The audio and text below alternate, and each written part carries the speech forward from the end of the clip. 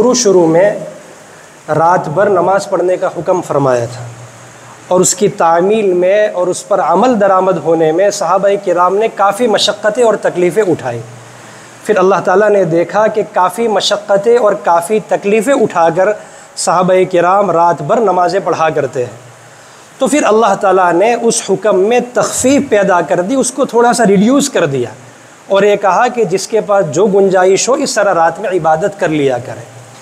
تو اس حکم میں جو تخفیف اور جو کمی کی، اور رات بھر نماز پڑھنے کا جو حکم تھا اس میں جو ہلکی سی کمی کی گئی، اس میں جو متعدد وجوہات بیان کی گئی، ایک وجہ یہ تھی کہ وَآخَرُونَ يَضْرِبُونَ فِي الْأَرْضِ يَبْتَغُونَ مِنْ فَضْلِ اللَّهِ، صحابہ کرام میں سے بہت سارے حضرات ایسے ہیں جو دن میں تجارت کرنے کے لیے اور خرید و فروخت کرنے کے لیے اور بزنس کرنے کے لیے اللہ کی زمین میں پھرتے ہیں، گھومتے ہیں، سفر کرتے ہیں۔ تو ایک تجارت کی اتنی اہمیت اللہ کے نزدیک ہے کہ اس کی وجہ سے ایک جو زائد عبادت تھی اس میں ذرا تخفیف کر دی۔ اس سے ہم اندازہ لگا سکتے ہیں کہ شریعت کی نظر میں تجارت اور بزنس کی کتنی امپورٹنس ہے اور کتنی اہمیت ہے۔ صرف اجازت نہیں دی گئی بلکہ شریعت میں تجارت کرنے کے بارے میں موٹیویٹ کیا گیا۔ ایک حدیث میں ہے، طبرانی شریف کی روایت ہے کہ بہت سے گناہ ایسے ہیں جو نہ نماز سے معاف ہوتے ہیں نہ روزے سے معاف ہوتے ہیں، لیکن انسان دن بھر جو محنت کرتا ہے تجارت کرنے کے لیے، بزنس کرنے کے لیے، اس میں جو اس کو مشقتیں اٹھانی پڑتی ہے، اس میں جو اس کو مشقتیں اٹھانی پڑتی ہے، جو محنت کرنی پڑتی ہے، اس کے نتیجے میں اللہ تعالیٰ بہت سے گناہ معاف فرما دیتے ہیں۔ یعنی ایک طرف ہم تجارت کرتے ہیں، بزنس کرتے ہیں، مال حاصل کرتے ہیں، اپنے بیوی بچوں کو ایک اچھی لائف سٹائل دینے کے لیے ہم محنت کرتے ہیں، اور اس کے نتیجے میں اللہ تعالیٰ ہمارے گناہ بھی معاف فرماتے ہیں۔ ایک اور روایت میں ہے، من امسا کالا من عمل یدیہ امسا مغفورا لہ، کہ کوئی بندہ شام یعنی صبح سے لے کر شام تک ہاتھ سے محنت کرتا ہے، کماتا ہے، مشقت کرتا ہے، تو بندہ رات اور شام اس حالت میں کرتا ہے کہ اللہ تعالیٰ اس کے گناہوں کو معاف فرما دیتے ہیں۔ اس سے ہم اندازہ لگا سکتے ہیں کہ شریعت کی نظر میں اور اللہ کی نظر میں تجارت کی کتنی اہمیت ہے۔ دیکھیے قرآن کریم میں اللہ تعالیٰ نے مال کے بارے میں ایک لفظ استعمال کیا، قیامن کا لفظ۔ قیام کے معنی ہوتا ہے سیدھا کھڑا ہونا، اور ایک اور روایت میں حضرت عبداللہ ابن عمر رضی اللہ تعالیٰ عنہ کی تلاوت میں، قراءت میں اس کو قوامن پڑھا گیا ہے۔ قوام کے معنی ہوتا ہے جس پر انسانی زندگی کا دار و مدار ہو، یعنی مال ایک ایسی چیز ہے کہ اس پر اللہ تعالیٰ نے انسانی زندگی کا دار و مدار رکھا ہے کہ اگر مال نہیں تو انسان کا زندگی گزارنا اور سروائیو کرنا بہت مشکل ہو جائے گا۔ اسی لیے علماء نے لکھا ہے، بزرگان دین کہتے ہیں کہ انسان کے جسم میں جو بلڈ اور خون کی جو حیثیت ہے نا، یعنی انڈیویجول اور پرسنل انسان کے لیے جو بلڈ اس کی باڈی میں خون کی جو حیثیت ہے، وہی حیثیت مال کی سماج کے لیے ہے۔ یعنی کوئی سماج اچھی طرح تب جا کر پھل پھول سکتا ہے، پنپ سکتا ہے، اچھی زندگی گزار سکتا ہے جبکہ وہ آرتھک اور فائنینشیلی طور پر مضبوط ہو۔ تو انسان کے بدن میں جو بلڈ اور خون کی حیثیت ہے وہی سماج میں مال اور ویلتھ کی حیثیت ہے۔ تو یہ چند میں نے نمونے آپ حضرات کے سامنے رکھے، صرف یہ بات بتلانے کے لیے کہ شریعت بالکل منع نہیں کرتی کہ ہم مال کمائے، تجارت کرے، بلکہ شریعت تو اپریشیٹ کرتی ہے، موٹیویٹ کرتی ہے کہ انسان کو تجارت کرنی چاہیے، مال کمانا چاہیے۔ اس لیے کہ انسان جب فارغ ہوتا ہے، فری ہوتا ہے اور کچھ نہیں کرتا تو نکما بن جاتا ہے، اور فارغ انسان یہ گناہوں کی جڑ ہوتا ہے۔ انسان کے پاس کرنے کو کچھ نہیں تو پھر طرح طرح کے خیالات وساوس میں مبتلا ہوتا ہے اور گناہوں کے کام میں انسان ملوث ہو جاتا ہے۔ اسی لیے اللہ کے رسول صلی اللہ علیہ وسلم نے ارشاد فرمایا کہ انسان اگر بیٹھا رہتا ہے، مال نہیں کماتا، محنت نہیں کرتا، تو فقر و فاقہ کی وجہ سے ہو سکتا ہے کہ وہ کفر تک پہنچ جائے۔ کاد الفقر ان یکون کفرا، کہ انسان کا تنگ دست ہونا اور مال سے خالی ہونا اور فقیر ہونا یہ اس کو کبھی کبھار کفر تک پہنچا دیتا ہے۔ یعنی ایسا انسان جس کے پاس بالکل مال و سامان نہیں ہے، فقیر ہے، تنگ دست ہے، محتاج ہے، اس کو اچکنا، اس کو تبدیلی مذہب کرانا، اس کو دھرم چھوڑا کر کسی اور جگہ لے جانا پیسوں کی لالچ اور رشوت دے کر بہت آسان ہے، اس کے مقابلے میں جس کی مالی حیثیت بہت مضبوط ہے۔ اسی طرح ایک بہت بڑے محدث اور فقیہ سفیان ثوری رحمۃ اللہ علیہ، یہ دوسری صدی ہجری میں یعنی اللہ کے رسول صلی اللہ علیہ وسلم سے ان کا زمانہ بہت قریب ہے۔ اس وقت وہ ارشاد فرماتے تھے کہ ان المال فی ھذا الزمان السلاح، کہ مال یقیناً اس زمانے میں ہتھیار کا کام کرتا ہے، یعنی مال کے ذریعے انسان بہت سارے گناہوں سے بچ جاتا ہے، مال کے ذریعے انسان اپنے مذہب کو بھی بچا سکتا ہے اور اپنی زندگی کو بھی بچا سکتا ہے۔ بڑی اہمیت ہے۔ اب دوسرا جو عنوان ہے جس کے بارے میں میں نے کہا کہ مال کے بارے میں ہمارا پرسپیکٹیو کیا ہونا چاہیے، ہمارا نقطہ نظر کیا ہونا چاہیے۔ ابھی میں نے نمونے کے طور پر قرآن کریم کی ایک آیت سے اور 2 احادیث سے اور ایک اللہ والے کے قول سے آپ کے سامنے یہ بات رکھنے کی کوشش کی کہ مال کا کمانا، تجارت کرنا یہ بہت ضروری چیز ہے، کرنا چاہیے۔ شریعت نے اور اسلام نے اس سے بالکل منع نہیں فرمایا ہے، لیکن ایسا نہیں کہ صرف مال ہی کماتے جائے اور شریعت کو اور اسلامی احکام کو پس پشت ڈال دے، ایسا نہیں ہے۔ دیکھیے قرآن کریم میں اللہ تعالیٰ نے مال کے تعلق سے بہت سارے الگ الگ اور متضاد اور اپوزٹ الفاظ استعمال کیے ہیں۔ کہیں فرمایا کہ مال یہ خیر کی چیز ہے، کہیں فرمایا کہ مال تو یہ اللہ کا فضل ہے، کہیں فرمایا مال حسنہ یعنی بہت اچھی چیز ہے، اور قرآن میں کہیں فرمایا یہ تو فتنے کی اور متاع الغرور، یہ تو دھوکے کا سامان ہے، کہیں فرمایا یہ تو صرف دنیاوی زندگی کی زیب و زینت کی چیز ہے۔ یعنی قرآن پاک کا ہم مطالعہ کرتے ہیں تو ہمیں پتہ چلتا ہے کہ مال کے تعلق سے اللہ تعالیٰ نے ورودارتھی شبد استعمال کیے ہیں، اپیوگ کیے ہیں، کہیں خیر کہا تو کہیں برا کہا، کیا وجہ ہے اس کی؟ اسی طرح میں نے جو روایت خطبے میں پڑھی کہ اللہ کے رسول صلی اللہ علیہ وسلم نے ارشاد فرمایا، دونوں روایتیں ترمذی شریف کی ہے۔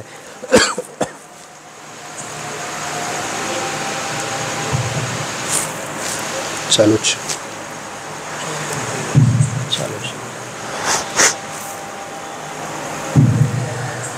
ایک روایت میں اللہ کے رسول صلی اللہ علیہ وسلم نے فرمایا التاجر الصدوق الامین، کہ امانت دار، سچا تاجر، سچا بزنس مین، سچا بیپاری، مع النبیین والصدیقین والشہداء، کل قیامت کے دن اس کا حشر انبیاء کے ساتھ، نبیوں کے ساتھ، شہیدوں کے ساتھ اور نیک اور بھلے لوگوں کے ساتھ ہوگا۔ ایک روایت میں تو یہ فرمایا کہ جو تاجر سچائی کے ساتھ، امانت داری کے ساتھ تجارت کرے گا، اللہ تعالیٰ اس کو قیامت کے دن ان بڑے بڑے لوگوں کے ساتھ اٹھائیں گے۔ دوسری روایت میں اللہ کے رسول صلی اللہ علیہ وسلم نے فرمایا یا معشر التجار ان التجار یبعثون یوم القیامت فجارا، اے تاجروں، اے بزنس مینوں، اے بیپاریوں، قیامت کے دن اللہ تعالیٰ تمہیں گنہگاروں کے ساتھ اٹھائے گا۔ پھر آگے اللہ کے رسول صلی اللہ علیہ وسلم نے فرمایا مگر 3 لوگ ایسے ہیں کہ اللہ تعالیٰ ان کا بھلے لوگوں کے ساتھ حشر فرمائیں گے، الا من اتقى اللہ، پہلا وہ جو اللہ سے ڈر کر تجارت کرے، وبر، جو نیکی کے ساتھ تجارت کرے، وصدق، جو سچائی کے ساتھ تجارت کرے۔ یہ 3 صفتیں جس بیپاری میں، جس تاجر میں، جس بزنس مین میں ہے، اس کا حشر گنہگاروں کے ساتھ نہیں ہوگا، بلکہ اس کا حشر نبیوں کے ساتھ، صدیقین کے ساتھ اور شہداء کے ساتھ ہوگا۔ روایت میں بھی دونوں طرح کی چیزیں ملتی ہے، قرآن میں بھی دونوں طرح کے الفاظ ہیں۔ اب ایک مسلمان ہونے کے ناطے مال کے بارے میں ہمارا نقطۂ نظر، ہمارا پرسپیکٹیو، ہماری مانیتا کیا ہونی چاہیے؟ 2 طرح کے لوگ دنیا میں ہمیشہ سے رہے ہیں۔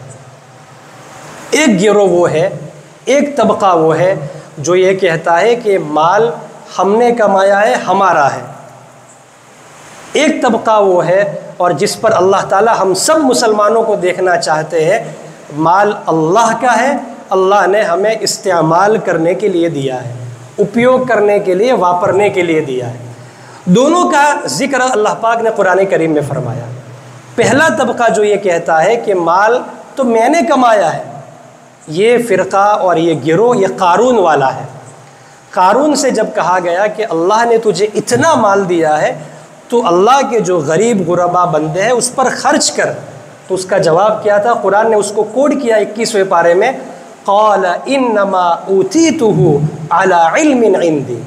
قارون نے کہا یہ جو کچھ میرے پاس ہے نا، یہ تو میں نے اپنے بزنس سکل کی بنیاد پر کمایا ہے، یہ تو میرے پاس جو ویپار کی آوڑت تھی اس کی وجہ سے کمایا ہے۔ تو میں یہ جو تم کہتے ہو کہ غریب غربا پر، فقیر فقراء پر خرچ کرو، میں کیوں کروں؟ یہ تو میرا ہے، میں نے اپنے بزنس سکل کی وجہ سے، اپنی آوڑت کی وجہ سے کمایا ہے۔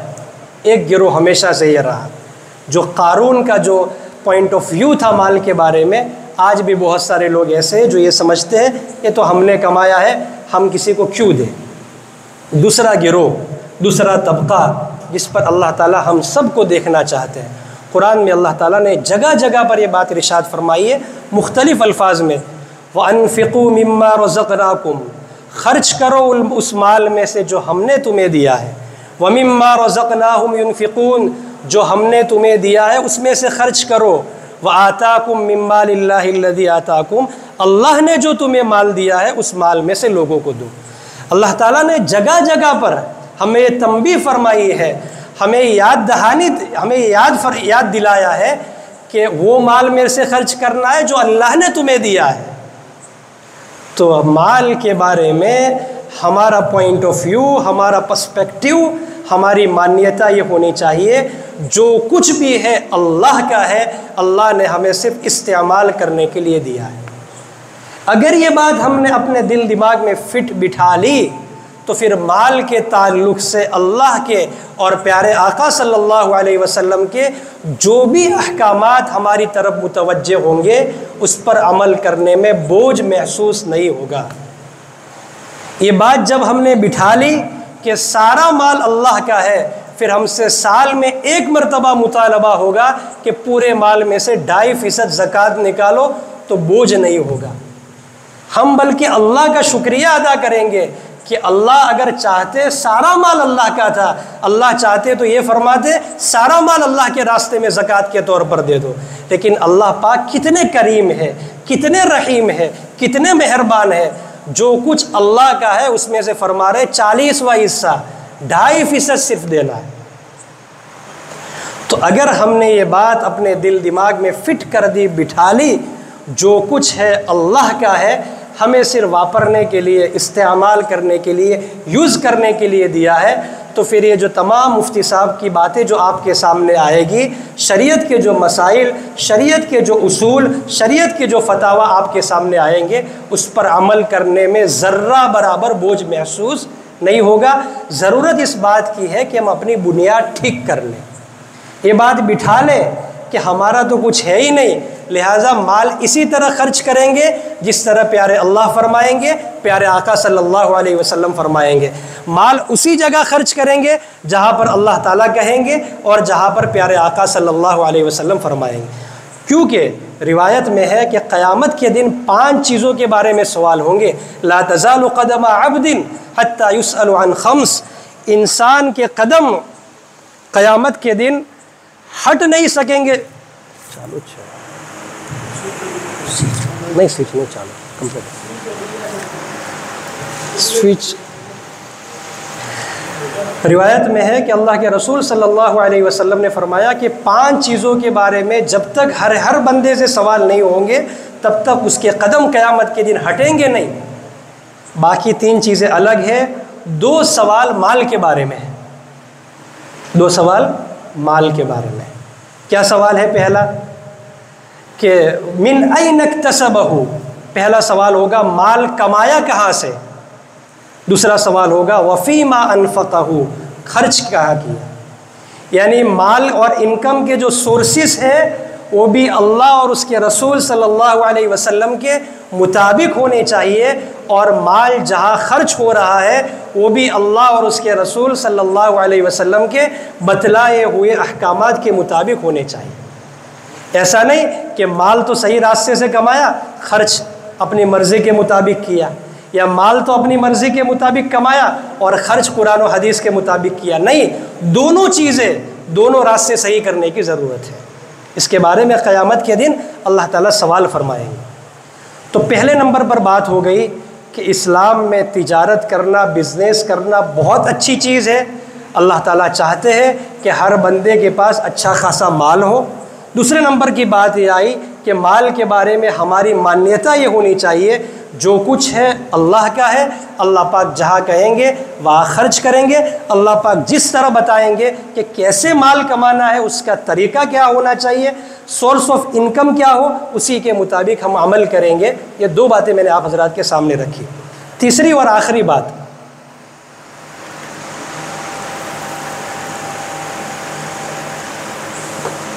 میرے عنوان کے تعلق سے کہ مال اور تجارت کے متعلق چند میں آپ حضرات کے سامنے آداب بیان کر رہا ہوں۔ دیکھیے، تجارت میں سچ بولنا ہے، دھوکہ نہیں دینا، جعلی بل نہیں بنانے، بہت سارے مسائل انشاءاللہ حضرت مفتی صاحب آپ حضرات کے تعلق سے جو ہے اس کو بیان فرمائیں گے۔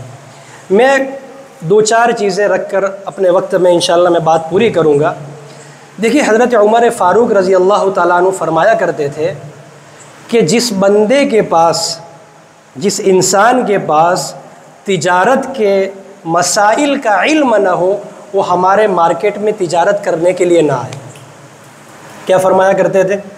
جو مسلمان تجارت کرنا چاہتا ہے، خرید و فروخت کرنا چاہتا ہے اور اس کے پاس اس کی تجارت کا علم نہیں ہے، شریعت کا نالج نہیں ہے، تو اس کو ہمارے مارکیٹ میں تجارت کرنے کی اجازت ہی نہیں ہے۔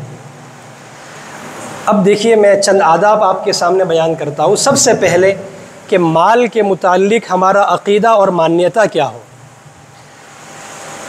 پہلی مانیتا اور پہلا عقیدہ، پہلا بلیو ہمارا یہ ہونا چاہیے کہ روزی کا مالک اور رزاق اللہ تعالیٰ ہے۔ کیا ہونا چاہیے؟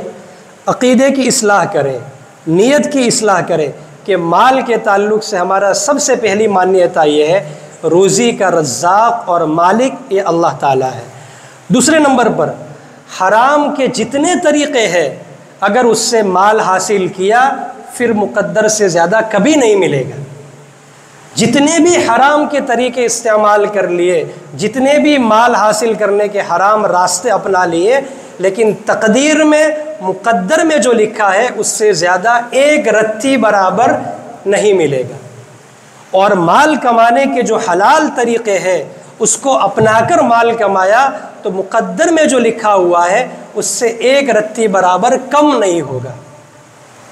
یہ عقیدہ، یہ مانیتا اپنے دل اور دماغ میں بٹھا لے۔ حرام کے جتنے راستے اختیار کریں گے مقدر سے زیادہ ایک روپیہ نہیں ملے گا، حلال کے جتنے راستے حاصل کریں گے، اختیار کریں گے، مقدر سے ایک روپیہ کم نہیں ہوگا۔ یہ پہلا ادب تجارت کا یہ ہے کہ تجارت اور بزنس شروع کرنے سے پہلے ہم اپنا عقیدہ اور مانیتا، اپنا بلیو یہ صحیح کر دیں۔ آگے چلتے ہیں۔ بزنس کو اگر ہم ثواب کا کام بنانا چاہتے ہیں، عبادت بنانا چاہتے ہیں، تو ہم کیا نیت کر سکتے ہیں؟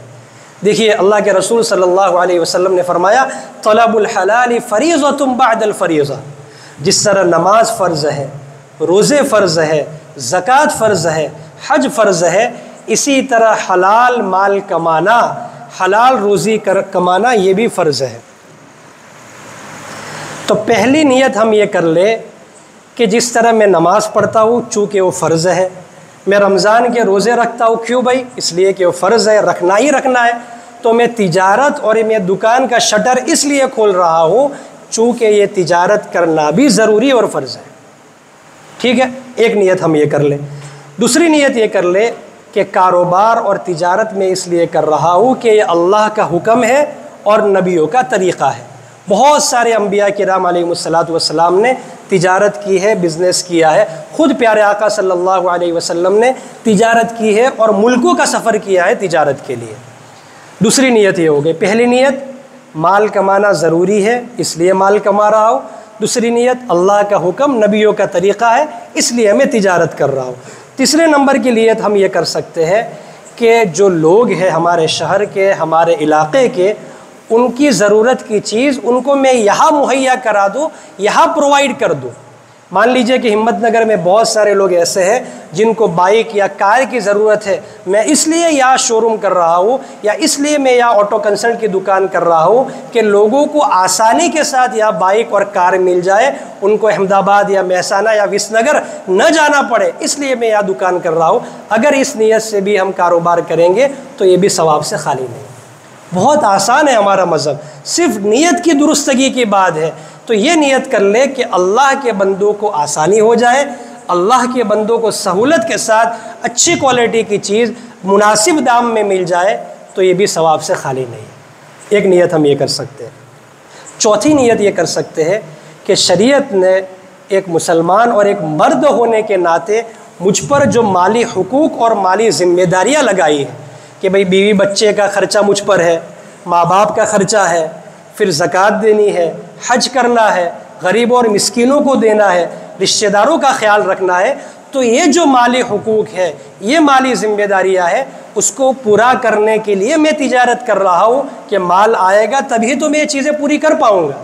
تو چوتھی نیت یہ کر سکتے ہیں، یہ چار نیتیں آپ کر لیں، آپ کا تجارت کرنا، آپ کا بیپار کرنا، یہ ثواب کا کام بن جائے گا۔ کریں گے نا بھائی؟ تو یہ دوسرا عمل یہ ہو گیا کہ ہم اپنی نیتیں ابھی سے درست کر لیں۔ تیسرے نمبر پر شریعت کے تقاضے کو مقدم رکھے، ایسا نہیں صرف پیسہ پیسہ پیسہ پیسہ، پرائیورٹی طے کرے۔ ایسا نہیں ہو کہ ہم یا تجارت کر رہے ہیں، مال کما رہے ہیں، ہماری نمازیں ضائع ہو رہی ہیں۔ ہم تجارت میں اور بیپار میں اتنے گھس گئے کہ بیوی بچوں کے حقوق پامال کر رہے ہیں، اللہ کے حقوق پامال کر رہے ہیں، لوگوں کے حقوق ہم ضائع کر رہے ہیں۔ اس طرح تجارت کرنا یہ شریعت کا منشا نہیں ہے، بلکہ اس طرح کرنے سے تو گناہ ہوگا۔ تو پرائیورٹیز طے کرے کہ بھئی اللہ کا حکم سب سے پہلے، پھر جو گھر والوں کی ذمہ داریاں ہے، بیوی بچوں کی ذمہ داریاں ہے، پھر قریبی رشتہ داروں کی ذمہ داریاں ہے، ان سب کو پورا کرتے ہوئے میں تجارت کروں گا۔ اللہ کے حقوق بھی پورا کروں گا اور بندوں کے جو حقوق ہے اس کی بھی رعایت کرتے ہوئے اور اس کو پورا کرتے ہوئے میں تجارت کروں گا۔ ایسا نہ ہو تجارت کرتے جائے اور یہاں سب کچھ پیچھے چھوٹ جائے، تو یہ ہرگز نہ کرے۔ چوتھا ادب یہ ہے کہ اپنے آپ کا مراقبہ محاسبہ کرے، سیلف اکاؤنٹیبلٹی ہم کرتے رہے۔ بھائی جب شام کو دکان بند کرتے ہیں نا تو دیکھتے ہیں نا، چوپڑا دیکھتے ہیں، کھاتا وہی دیکھتے ہیں، بھائی کتنے کا سیل ہوا، کتنا پروفٹ ہوا، کتنا لاس ہوا، روزانہ دیکھتے ہیں یا ہفتے میں ایک مرتبہ دیکھتے ہیں یا مہینے میں ایک مرتبہ دیکھتے ہیں۔ تو اسی طرح اپنے آپ کا بھی مراقبہ محاسبہ کرے کہ آج دن بھر میں نے اتنے روپئے کا کاروبار کیا، اتنا بیپار کیا، کہیں مجھ سے کسی کا حق تو نہیں میں نے دبایا، کہیں میں نے تجارت کرنے میں اور یہ بیپار کرنے میں جھوٹ تو نہیں بولا، کہیں میں نے جھوٹی قسمیں تو نہیں کھائی، کہیں میں نے کوئی غلط چیز اچھی تعریفیں کر کے پہنا تو نہیں دی، کہیں میں نے میٹر گھما کر غلط مطلب نمبر بتا کر اور غلط یہ کہہ کر کہ بھئی 5000 فری ہوئی ہے، حالانکہ وہ گاڑی 10,000 کلومیٹر چلی ہوئی تھی، اس طرح تو میں نے تجارت نہیں کر دی۔ یعنی ہمیشہ جس طرح میں پروفٹ اینڈ لاس کا حساب رکھتے ہیں، اسی طرح اس بات کا بھی ضرور محاسبہ کرے کہ میں نے جو مال کمایا ہے اس میں جھوٹ نہیں بولا، اس میں دھوکہ نہیں دیا، اس میں اللہ کے اور اللہ کے پیارے رسول صلی اللہ علیہ وسلم کے احکامات کے خلاف تو کام نہیں کیا، یہ کام ضرور کرے۔ یہ روزانہ رات کو بستر پر جاتے ہوئے یا ہفتے میں ایک مرتبہ اس طرح کریں گے تو انشاءاللہ زندگی اچھی پٹری پر اور اچھی ڈگر پر آنا شروع ہو جائے گی۔ احساس ہونا شروع ہو جائے گا کہ میں نے جو کل یہ 50,000 روپے کمائے نا، اس کا طریقہ ذرا غلط تھا، آئندہ میں خیال رکھوں گا، اور یہ جو میں نے غلط طریقے سے کما دیے اس کا کیا کرنا ہے اس کے بارے میں مفتی صاحب سے معلوم کر لوں گا۔ ٹھیک ہے، تو ایک ادب یہ ہو گیا۔ اگلا ادب یہ ہے کہ جو بھی ہم لین دین کریں اس کی لکھت پڑھت کر لے، ڈاکیومنٹیشن اسلام کا بہت بڑا حکم ہے۔ ہم کیا کرتے ہیں، زبانی باتیں کہ بھئی بات ہو گئی نا، ٹھیک ہے، ایک دوسرے پر بھروسہ ہے، لکھنے کی کیا ضرورت ہے، لکھاڑنے سو ضرورت ہے نہیں۔ قرآن کریم کی جو سب سے لمبی آیت ہے، قرآن پاک کا ہم مطالعہ کرتے ہیں تو جو سب سے بڑی اور سب سے جو لمبی آیت ہے وہ اسی کے بارے میں ہے، جب آپس میں ایک دوسرے سے معاملہ کرو تو اس کو لکھ لیا کرو۔ اس کی وجہ سے کیا ہوگا، ایک دوسرے کے بارے میں بدگمانی، ایک دوسرے کے بارے میں غلط سلط باتیں، ایک دوسرے کے بارے میں ادھر ادھر کی باتیں کرنے سے آدمی محفوظ ہو جائے گا، جو بھی ہے لکھا ہوا نظر آئے گا۔ یہ شریعت کا بہت بڑا اہم حکم ہے کہ جو بھی ہم کام کریں اس کو تحریر میں اور ریٹن میں لے آئیں، تاکہ آگے چل کر کوئی نزاع، کوئی جھگڑے کی صورت نہ ہو۔ پیارے آقا صلی اللہ علیہ وسلم سے زیادہ امانت دار، زیادہ سچا انسان کون ہو سکتا ہے اس دنیا میں؟ ترمذی شریف میں روایت ہے، حضرت عدا بن خالد بن حوزہ رضی اللہ تعالیٰ عنہ فرمایا کرتے تھے، اللہ کے رسول صلی اللہ علیہ وسلم کا مہر لگا ہوا، سٹیمپ لگا ہوا دستاویز ہے جس میں یہ اقرار نامہ تھا کہ عدا بن خالد نے یہ چیز رسول اللہ صلی اللہ علیہ وسلم سے خریدی۔ حضور صلی اللہ علیہ وسلم جب کوئی معاملہ کرتے تو اس چیز کو ریٹن میں لاتے، لکھ لیا کرتے۔ سب سے امین، سب سے سچے شخصیت کا یہ حال تھا، تو ہم سب کا تو کیا شمار۔ اسی لیے عربی کی ایک کہوت ہے، تعاشروا کالاخوان وتعاملوا کالاجانب، آپس میں بھائیوں بھائیوں کی طرح رہو، لیکن جب معاملہ کرو تو اس طرح معاملہ کرو جس طرح اجنبی کے ساتھ معاملہ کرتے ہو۔ بھائی کوئی احمد آباد کا کوئی کسٹمر آ گیا تو اس کے ساتھ صرف اس کو گاڑی دے دی آپ نے ایسے ہی بغیر لکھا کیے ہوئے؟ نہیں، کیونکہ وہ اجنبی ہے، اس پر بھروسہ نہیں ہے۔ تو ایسا ہی معاملہ جب آپس میں دو پکے یار، دو پکے دوست یا دو قریب کے دکان والے کرے تو اس کو بھی ریٹن میں لے آئے۔ یہ اللہ کا حکم ہے، نبی صلی اللہ علیہ وسلم کی سنت ہے۔ اس کے فوائد آپ دیکھیں گے کہ بہت سارے جھگڑوں سے نجات پائیں گے۔ تو ایک ادب یہ ہے، اگر ایسا ہے کہ قانونی گرفت سے بچنے کے لیے لیگل ڈاکیومنٹ نہیں کر سکتے تو کم از کم سادے پیج پر لکھ لیا کریں۔ بھئی ایسا ہے کہ اس کو اس طرح کریں گے تو آگے چل کر مشکلات پیش آئے گی، اشارہ کافی ہے، مشکلات پیش آئے گی، تو آپ صرف سادے پیج پر اس کو لکھ لیا کریں، اور دونوں کی سگنیچر لے لے، اگر گواہ ہے تو گواہوں کی سگنیچر لے لے، کافی کام آپ کا انشاءاللہ آسان ہو جائے گا۔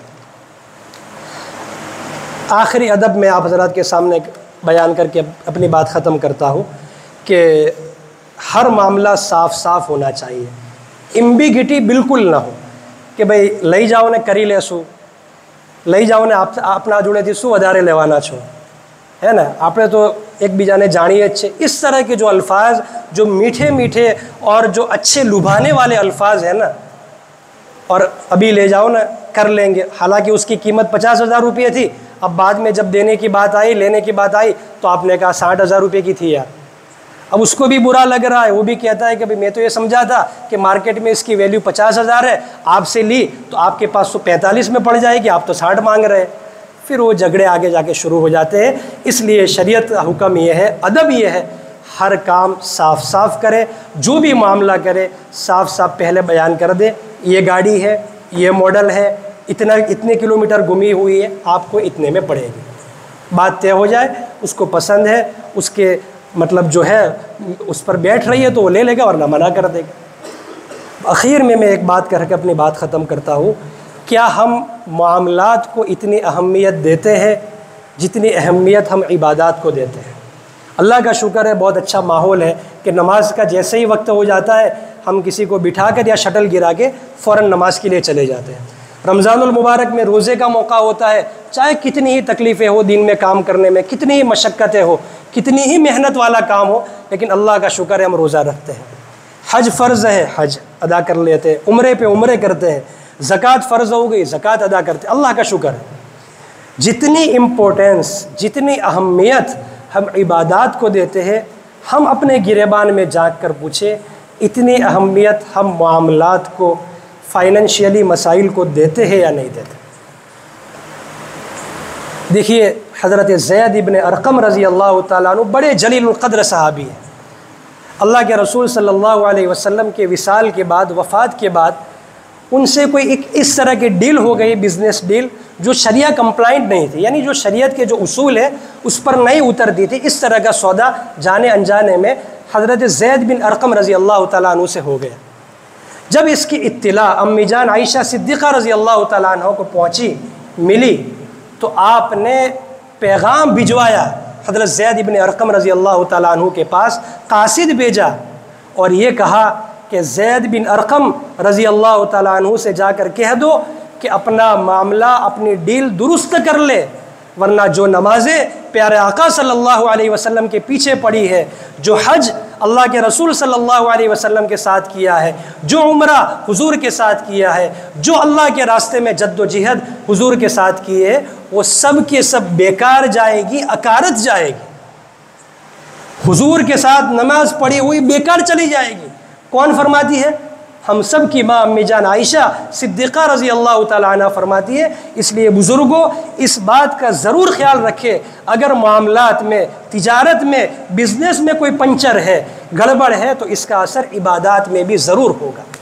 ایسا نہیں ہے کہ 5 وقتہ نمازیں پڑھ لی، روزہ رکھ لیا، حج ادا کر دیا اور تجارت اپنی مرضی کے مطابق کی، رب کی مرضی کے مطابق اور پیارے آقا صلی اللہ علیہ وسلم کی مرضی کے مطابق نہیں کی، اس کا اثر عبادات میں ضرور ہوگا۔ اس لیے اس بات کا خیال رکھیں، اور ہمیشہ جب بھی کوئی معاملہ کرے تو کسی مفتی صاحب سے، کسی مولانا صاحب سے، کسی عالم صاحب سے معلوم کر لے کہ کہیں یہ معاملہ شریعت کے اصولوں سے ٹکراتا تو نہیں ہے۔ اس طرح کریں گے انشاءاللہ دنیا میں بھی آپ محسوس کریں گے، اور آخرت کی لامحدود زندگی میں پھر پیارے آقا صلی اللہ علیہ وسلم کا جو مژدہ ہے کہ سچا امانت دار تاجر قیامت کے دن نبیوں کے ساتھ، صدیقین کے ساتھ، شہداء کے ساتھ ہوں گا، ہمارا بھی حشر اللہ تعالیٰ ان کے ساتھ کریں گے۔ اللہ تعالیٰ جو کہی گئی باتیں، ان میں جو خیر کی باتیں ہوں، جو بلی باتیں ہوں، اس پر ہم سب کو عمل کرنے کی توفیق عطا فرمائے۔